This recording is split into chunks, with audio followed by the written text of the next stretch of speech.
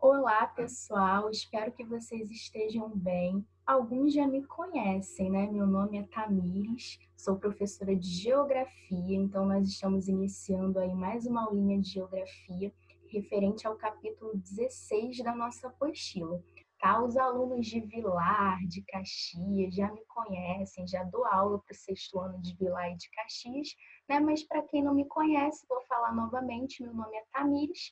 Estamos iniciando mais uma aulinha aí de geografia com o sexto ano, tá? Espero de verdade que vocês estejam bem, que estejam se protegendo, né? Que estejam aí redobrando a questão da higiene, ficando em casa. Espero de coração que isso termine logo, né? Para a gente retomar aí o mais rápido possível, né? Quando tudo estiver bem, a nossa vida normal, né? Então, como eu falei para vocês, a gente vai iniciar aí o capítulo 16. Esse capítulo, como vocês já estão vendo aí nessa primeira imagem, ele vai falar para a gente sobre as bacias hidrográficas. Quando a gente fala em bacia hidrográfica, a gente está falando em um conjunto de rios. E é isso que a gente vai entender melhor nesse capítulo. Como que se forma, né, uma bacia hidrográfica?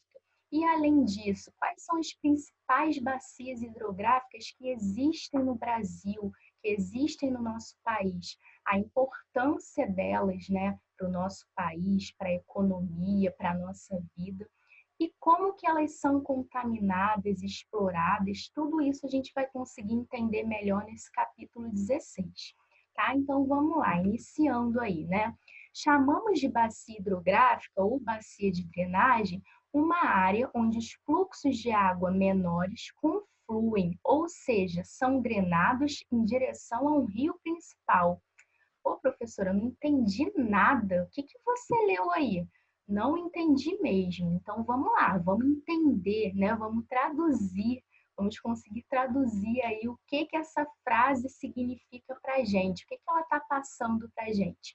Uma bacia hidrográfica, né, que é essa área aí de drenagem, que a gente também pode chamar tanto de bacia hidrográfica como bacia de drenagem, é uma área onde nós teremos um rio principal, né, ou o chamado leito principal, e seus afluentes, que são os rios menores. Esses rios menores, eles sempre vão correr, ou seja, sempre irão em direção a um rio principal e serão sempre formados em áreas mais altas do relevo, tá? Então, a bacia hidrográfica, né, os rios da bacia hidrográfica vão se formar em áreas mais elevadas, então esses afluentes, né, do rio principal se formarão em áreas mais altas do relevo e vão sempre em direção, ou seja, vão confluir para um rio principal, tá? A gente precisa entender que existem elementos que vão constituir uma bacia hidrográfica, que são esses, né, que eu coloquei aí, os divisores de água, ou também chamados de divisores topográficos. O que que é um divisor de água? Um divisor de água, ele vai ser responsável por delimitar uma bacia hidrográfica, por formar, dar a forma da bacia hidrográfica, e, além do mais, será esse divisor de água ou divisor topográfico que o afluente vai surgir. Ou seja, quando chove, né, a gente tem lá a água da chuva e vai ser nessa região que a água da chuva vai ser captada e vai formar o nosso afluente, o nosso rio. Por isso que é muito importante que a gente tenha, né, a preservação das matas, da vegetação nessas áreas. Por quê? Quando eu tenho lá, né, um espaço, um divisor de água para formar um rio e eu retiro aquela vegetação, aquela água da chuva, né, quando ela tentar abastecer aquele rio, ela não vai conseguir abastecer da maneira correta. Eu vou perder muita água, eu vou perder muito solo, né? Então, eu vou causar um escoamento superficial. Quando eu tenho uma área protegida que não está sendo desmatada, eu tenho vegetação naquele divisor topográfico, naquele divisor de água, quando ele está cobertinho de vegetação, a água da chuva vai bater na vegetação, né, vai perder a sua velocidade, o seu impacto e vai conseguir abastecer da maneira correta aquele afluente. Então, é muito importante essa questão da vegetação nessas áreas aí de bacia hidrográfica. Outro elemento são os afluentes, né, que serão esses rios menores, que vão confluir, ou seja, vão em direção ao meu rio principal. Então, o rio principal vai ser o leito principal daquela bacia hidrográfica. E a foz, o que é a foz? É onde termina o meu rio, que também pode ser chamada de desembocadura. Em relação à foz, a gente vai ver que existem dois tipos, a foz em estuário e a foz em delta. Quando eu falo em foz em delta, é justamente quando eu tenho aí uma junção, né, por exemplo, de sedimentos ou de banco de areia, que faz com que aquela foz, com que o deságue do meu rio não tenha uma ligação direta por onde ele está desaguando. Ou eu posso ter ali, né, no finalzinho do meu rio, um banco de areia, um acúmulo grande de sedimentos. Então, essa é a foz em delta. Já na foz em estuário, o meu rio consegue correr direto no seu finalzinho, na sua foz. Ele não tem nenhuma barreira que vai impedir com que ele passe, tá? A gente vai ver melhor através das imagens. Então, aí, né, nessa figura, nós temos a nascente do rio, é onde o rio vai nascer, né, nas áreas mais elevadas, os afluentes, né, que são esses bracinhos do rio principal. Se a gente olhar aí a imagem do rio, né, da bacia hidrográfica, a gente vê que tem um rio no meio e tem os afluentes, que são como se fossem bracinhos do rio principal, né, que ficam de um lado, o outro nasce do outro. Temos o rio principal, né, da nossa bacia hidrográfica, e temos os divisores de água. E aí, quando a gente olha os divisores de água, a gente já consegue observar que eles sempre estarão nessas partes mais altas, né? E delimitarão uma bacia hidrográfica de outra bacia hidrográfica, tá? Bom, a gente consegue ver aí nessa imagem que está lá no livro de vocês, né, de maneira um pouco melhor. Aí, ó, a gente tem a nascente, que é o local onde a água subterrânea brota para a superfície, iniciando a formação de um curso de água. Então, vai ser na nascente que a gente vai ter aí o surgimento do rio. Os afluentes são águas que vêm de diversas fontes, geralmente de chuvas, pequenos rios, e despejam suas águas em um rio maior, tá? Que é o leito principal. Né? Então, aí a gente tem os divisores de água, as confluências, né? E outra coisa muito importante da gente conseguir perceber quando a gente fala em bacia hidrográfica, a gente precisa entender que dentro de uma bacia hidrográfica nós podemos ter, por exemplo, subbacias, tá? Ou dentro de uma subbacia, uma microbacia, tá? Outra questão importante, os lençóis freáticos, tá? Que são águas subterrâneas. Os lençóis freáticos, a gente vai ver também nesse capítulo, os aquíferos são águas subterrâneas importantes também para o ser humano, tanto para a nossa vida, né? Muitas pessoas aí precisam da captação de águas subterrâneas e utilizam cotidianamente essas águas subterrâneas. Bom, o fundo de vale, né? O que é o fundo de vale? As áreas próximas aos rios e córregos que geralmente sofrem inundações, tá? Então, se a gente tem áreas mais altas que formam a bacia, como os divisores de água, nós também temos áreas mais baixas, que são esses fundos de vale. E aí a gente consegue ver o exemplo da foz, né? Lembra que eu falei que existem dois tipos de foz? A foz em estuário e a foz em delta. Então, aqui, né, a gente tem aqui no primeiro exemplo, a foz em estuário da primeira bacia. A gente percebe que o rio ele vai desembocar, ó, direto, ele não tem nenhum sedimento, ele não tem nenhuma barreira na foz, diferente da foz em delta.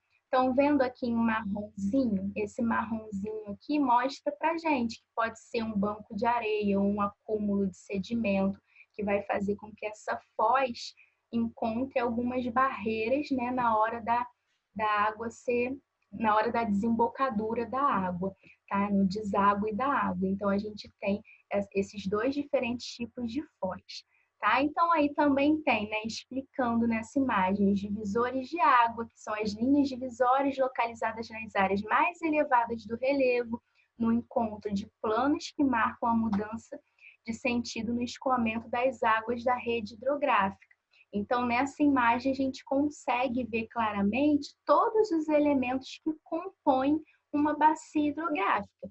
O que a gente precisa entender? Que as bacias hidrográficas, né, os rios, eles vão nascer em locais mais elevados, que são os divisores de água, tá? Vão formar aí os afluentes que vão confluir, ou seja, vão em direção a um rio principal. E esse rio principal, ele vai desaguar em algum lugar. Pode ser no mar, pode ser em rios, pode ser em lagos, em lagoas. Então, essa bacia hidrográfica, esse rio principal, ele deságua, né? E no momento que ele deságua, a gente chama foz, tá? Então, a foz ou desembocadura é aquele momento em que o rio vai terminar, que ele vai desaguar em algum lugar, tá? Que pode ser foz em estuário ou foz em delta, tá? Dependendo aí. Se tiver alguma barreira, a gente já viu, vai ser em delta. Se não tiver, vai ser em estuário. No Brasil, a gente tem aí 12 redes hidrográficas muito importantes, tá? Então, no nosso território, nós temos 12 redes hidrográficas. O Brasil, ele tem aí como característica uma extensa e densa rede hidrográfica. Ele é um país muito próspero do ponto de vista hidrográfico. Ele tem muitos rios no seu território. Ele tem a maior bacia hidrográfica do mundo, que é a bacia amazônica. Então, o Brasil, ele tem a característica por ser um país, né, por ter aí uma coisa muito boa, né, em relação ao aspecto natural, em relação aos fluxos de água, que é uma extensa e densa rede hidrográfica. Então, o Brasil é muito próspero em relação a isso. Nós temos grandes fluxos de água, grandes bacias hidrográficas no nosso território. Tá? O que a gente precisa entender? Nós temos aí 12 redes hidrográficas, que está mostrando nesse mapinha: Amazônica, Tocantins, Araguaia, Atlântico Nordeste Ocidental, Parnaíba, Atlântico Nordeste Oriental, São Francisco, Atlântico Leste, Atlântico Sudeste, Paraná, Paraguai, Uruguai e Atlântico Sul. Tá? Nós temos essas 12 redes hidrográficas no nosso país. Mas a gente precisa entender que nós temos, né, 4 aí principais, que são justamente as bacias hidrográficas, as redes hidrográficas que o nosso livro destacou. Então, a gente vai dar importância maior nessa aula a essas 4 bacias principais, tá?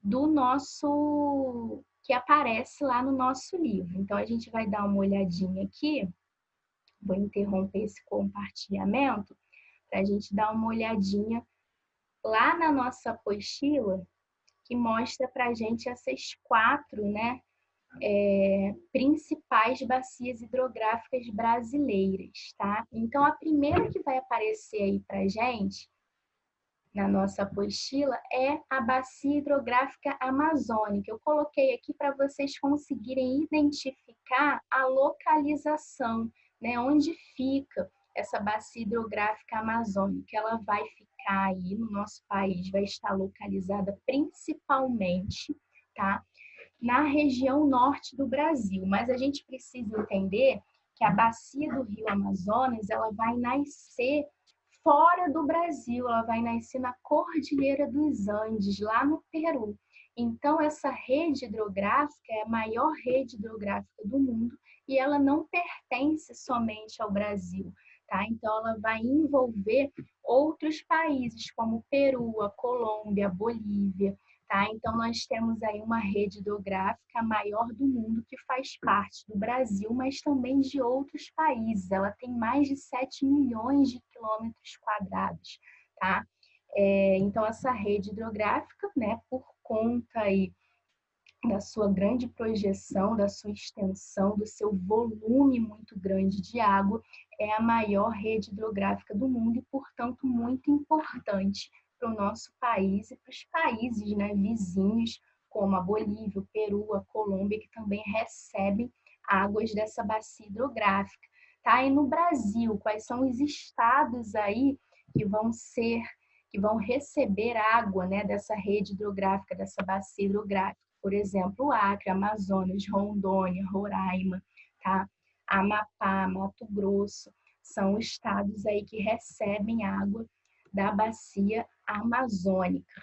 Uma outra bacia, bacia hidrográfica do Tocantins-Araguaia, ela também vai ser muito importante para o Brasil. Ela, sobretudo, nessa importância, vai estar relacionada aí ao cultivo de grãos, principalmente da soja. Então, a irrigação, o abastecimento desse cultivo de grãos vai estar relacionando aí a importância dessa bacia hidrográfica. E, além disso, para o potencial hidrelétrico também.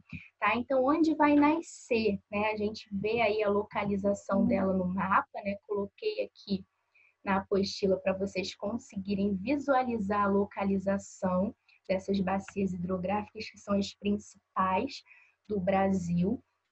E a gente vê que ela vai nascer, aqui a gente não consegue visualizar onde ela nasce, mas pela localização, né, a gente vê aí que ela vai pegar estados, principalmente do norte brasileiro e do centro-oeste do Brasil, e ela vai ter aí o seu nascimento, tá? No Planalto de Goiás. E uma característica aí da bacia do Tocantins-Araguaia é a Ilha do Bananal. A Ilha do Bananal é uma ilha fluvial, a maior ilha fluvial do mundo. A gente está acostumado a ver, né, ilhas no meio do oceano, Oceano Atlântico ou de outro oceano do mundo. Mas essa ilha, a Ilha do Bananal, ela é uma ilha em meio ao rio, né? Então, ela é a maior ilha do mundo. Então, é uma porção de terra, né, uma porção, uma extensão de terra no meio de um rio. Então, é uma ilha fluvial. A Ilha do Bananal é a maior ilha fluvial do mundo. E aí também a nossa apostila apresenta uma curiosidade, né, sobre o rio Amazonas, né, que é o fenômeno da pororoca. O que é a pororoca? São grandes ondas que são formadas, né, nessa bacia hidrográfica pelo encontro do rio com o mar, né? Então aí ele tem umas curiosidades, né? O livro mostra algumas curiosidades para a gente em relação às bacias hidrográficas. A próxima bacia hidrográfica que vai aparecer aí para a gente é a bacia hidrográfica do São Francisco, né? Ou o Velho Chico. O São Francisco é um rio muito importante para a região nordeste do Brasil. Porque lá na região nordeste a gente tem o clima semiárido, que é um clima quente e seco. Esse clima quente e seco, ele vai estar aí ocasionando, né, a questão da escassez de água. E se a gente tem escassez de água, logicamente a gente precisa, né, de rios potentes, né? A gente precisa de uma rede hidrográfica, né, potente, extensa, né, com bom volume de água para conseguir estar abastecendo aquela população, né? Até porque num clima, né, semiárido, a gente tem aí uma escassez de chuva. Então, essa bacia hidrográfica do São Francisco, a gente consegue visualizar aqui a localização dela. Vai estar aí principalmente no Nordeste brasileiro, também em Minas Gerais, né? Ou seja, parte do Sudeste, mas são áreas aí mais quentes, né? São áreas aí mais secas. Então, por isso ela vai ter aí uma importância muito grande para a gente. Além disso, a gente tem aí, por último, né, a quarta bacia, a bacia hidrográfica do Paraná. A bacia hidrográfica do Paraná, ela vai estar em uma área com grande desenvolvimento econômico do país, né? Então, ela pega aí parte do sul do Brasil, do sudeste do Brasil, que é aquela área mais industrializada do nosso país, que tem um potencial econômico maior, tá? Então, essa área essa bacia hidrográfica vai ser responsável por abastecer justamente essa área. Outra questão importante é que dentro dessa bacia hidrográfica, né, a gente tem aí dentro dessa região, dessa rede hidrográfica, nós temos o aquífero Guarani, que é o segundo maior aquífero do mundo. E o que é um aquífero? Né? É uma água subterrânea que é formada através da captação de chuva, né? Então a água consegue adentrar pela rocha ou pelo solo, infiltrar, né, pela rocha ou pelo solo e formar uma água subterrânea que a gente chama de aquífero, que também são muito importantes aí para a nossa vida cotidiana também, para a questão de irrigação, da economia de uma forma geral. Outra questão importante é que essa bacia do Paraná está ligada a uma usina hidrelétrica, a usina hidrelétrica de Itaipu, tá? Então, voltando aí para o nosso slide, vou interromper aqui esse compartilhamento para a gente voltar lá para o PowerPoint, tá? Vamos lá, então voltando aí para o PowerPoint, a gente consegue visualizar, né, as bacias hidrográficas e aí a gente viu que elas possuem, né, uma importância muito grande para o nosso país. A gente sabe que todo mundo precisa de água para sobreviver e, logicamente, essas bacias hidrográficas elas sofrem algumas questões em relação a desafios, né? O que são esses desafios? São desafios enfrentados por essas bacias hidrográficas, tá? Então, o ser humano, ele transforma o espaço geográfico o tempo todo, né? Nós transformamos o espaço geográfico e aí, dentro desse contexto de transformação, nós temos essas redes hidrográficas. E muitas vezes, né, as suas águas são contaminadas de acordo aí com as transformações que o ser humano faz no espaço. Então, nós temos, por exemplo, a construção de barragem, né? Ou seja, quando a gente quer, por exemplo, canalizar um rio, né? Então, a gente tem aí a construção de barragens relacionados à represa, a usinas hidrelétricas. Então, isso tudo vai estar desviando o caminho do rio, vai estar trazendo algumas consequências, né, para a bacia hidrográfica, vai estar modificando essa bacia hidrográfica, vai estar modificando uma ordem, né, que antes era natural e agora está se tornando artificial. Então, o ser humano aí, ele tem um potencial muito grande de transformação no espaço e isso pode trazer consequências para essas redes hidrográficas, como a diminuição do volume de água ou a perda da biodiversidade, né, dos seres vivos que constituem, né, aquela bacia hidrográfica. Então, a gente tem aí consequências em relação a essas questões. O crescimento desordenado das cidades, como as cidades elas crescem muito, né? A gente transforma as cidades, a gente cria muitas coisas dentro de uma cidade. A gente tem aí também grande parte da população brasileira morando em cidades. Então, a gente exerceu ao longo do tempo o chamado êxodo rural, a saída, né, do campo para as cidades. Então, esse crescimento das cidades, junto aí, né, com uma maior rede de esgoto que muitas vezes não é tratada, né? Toda uma questão aí de contaminação, de lixo, né, que é jogado em locais inapropriados, ou os próprios aterros sanitários, né, os chamados lixões, né, que também vão contaminar o solo e podem contaminar também o lençol freático, que são aquelas águas subterrâneas. Tudo isso vai ter aí uma conotação de desafio, de contaminação, né, dessas águas.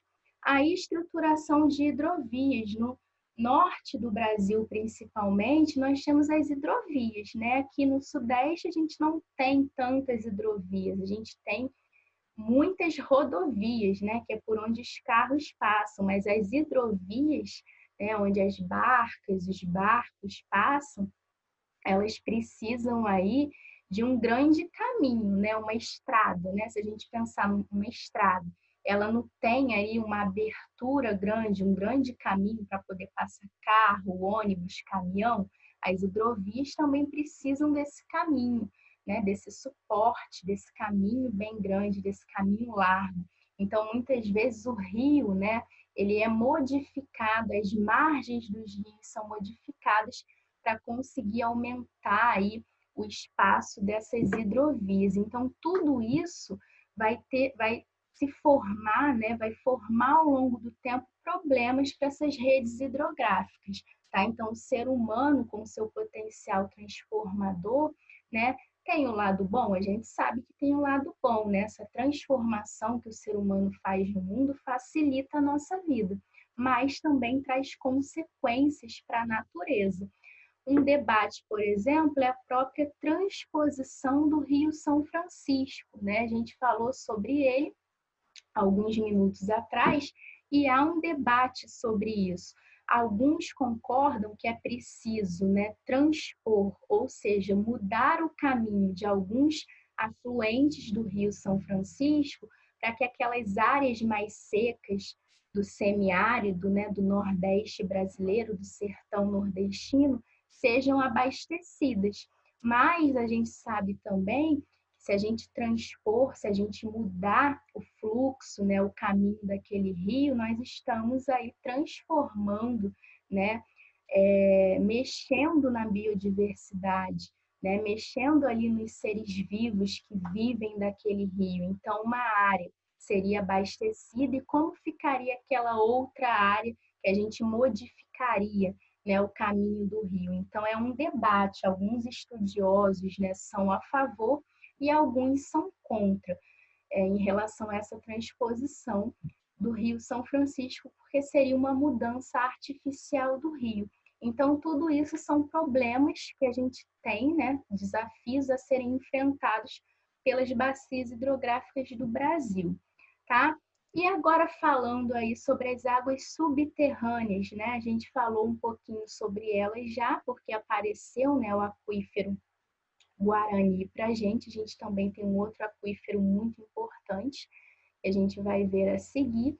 E essas águas subterrâneas são aquelas que se localizam abaixo da superfície da Terra, né? Então, são aquelas águas que se formam através do escoamento, né? Da infiltração, tá? Então, quando a gente tem, por exemplo, a chuva, essas águas subterrâneas vão conseguir infiltrar no solo, vão conseguir adentrar o solo ou a rocha e vão ficar guardadinhas ali embaixo, né, na superfície da terra. São águas que a gente não consegue ver, né? Pode estar ali debaixo do solo e a gente não está vendo. A gente consegue retirar, por exemplo, através de poços, né? Eu acredito aí que alguns de vocês possam ter poços artesianos em casa, né? Então, os poços artesianos são exemplos de águas subterrâneas, de onde a gente tira, consegue captar aquela água. Quando eu era criança, por exemplo, no sítio que eu morava, tinha alguns poços, né, artesianos. Meu avô fazia poços artesianos para conseguir retirar aquela água subterrânea. Então, as águas subterrâneas são, né, águas que vão se formar através da questão da infiltração, né? Então, vai infiltrar, a água da chuva vai conseguir infiltrar sobre, né, a rocha ou pelo solo e vai conseguir formar ali uma água subterrânea, tá? Então, a gente tem os aquíferos e temos também a contaminação e a exploração dessas águas subterrâneas. Como que elas são contaminadas? Como que essas águas são contaminadas? Por exemplo, o lixo, né? A própria questão aí, principalmente em áreas rurais, do uso de agrotóxicos, tá? Então, tudo isso vai ser aí serão questões que vão estar relacionadas a essa contaminação das águas subterrâneas, tá? Então, a gente tem também a superexploração. Essas águas subterrâneas, por muitas vezes, são muito exploradas, tá? Isso faz com que a gente não consiga recarregar. A água da chuva não consegue recarregar aquele volume de água necessário, porque ela está sendo muito explorada. Então, a contaminação dessas águas através do lixo, através de produtos químicos, a superexploração também são desafios aí encontrados em relação aos aquíferos, tá? Que são essas águas subterrâneas que a gente consegue acessar, tá?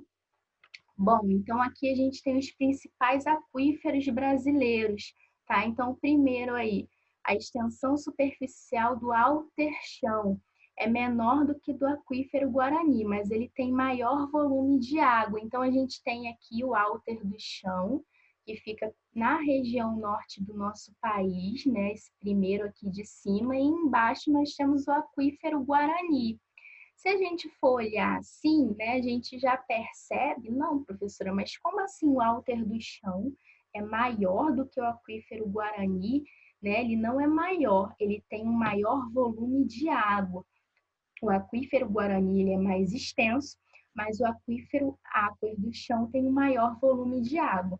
Em relação aí aos outros países, a gente vê que o aquífero Guarani ele não vai estar presente só no Brasil. Ele vai estar presente também em países vizinhos, como o Uruguai, o Paraguai, a Argentina. Diferente do aquífero, desculpa, Alter do Chão, né, que pertence só ao Brasil, somente ao território brasileiro, tá? Bom, gente, então essa foi a nossa aula. Nós vimos aí aspectos fundamentais sobre uma bacia hidrográfica, que são os elementos aí responsáveis por formar uma bacia hidrográfica. Vimos um pouquinho, né, sobre a rede hidrográfica brasileira, o que forma a rede hidrográfica brasileira, as principais bacias hidrográficas brasileiras, e vimos também sobre as águas subterrâneas, né, o aquífero Guarani, que tem uma importância muito grande para o Brasil, e o aquífero Alter do Chão, tá? Assistam lá, entrem online para vocês assistirem a aula online e façam os exercícios, né? Porque na aula online é o momento de vocês tirarem as dúvidas sobre a matéria, fazerem os exercícios, tá? Eu espero que vocês tenham entendido aí a aula e que vocês fiquem bem, tá? Então, até a próxima aula. Fiquem com Deus, tudo de bom para vocês.